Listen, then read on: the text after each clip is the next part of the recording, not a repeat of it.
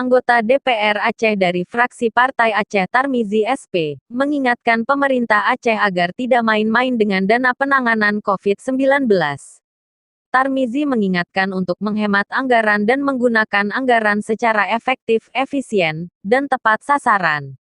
Pada saat pertemuan perdana tim Satgas Pengawasan COVID-19 DPRA dengan tim gugus penanganan COVID-19 pemerintah Aceh, pada Selasa tanggal 14 April tahun 2020 lalu, Sekda Aceh mengatakan bahwa uang Aceh triliunan dipangkas oleh pemerintah pusat, tutur Tarmizi kepada media, Rabu tanggal 29 April tahun 2020.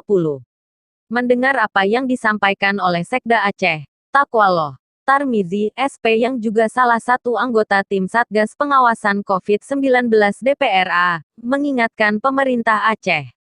Jangan sampai ada yang berani bermain anggaran COVID-19 dalam melakukan pengadaan barang.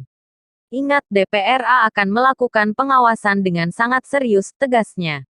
Selain tim Satgas DPRA, pihak kepolisian, dan kejaksaan, Tarmizi juga meminta masyarakat Ijut memantau penggunaan anggaran penanganan COVID-19 oleh pemerintah Aceh. Kami juga berharap masyarakat bisa ikut memantau dan jika ada ditemukan kejanggalan silahkan dilaporkan baik kepada Satgas Pengawasan, pihak kepolisian, dan kejaksaan, harapnya.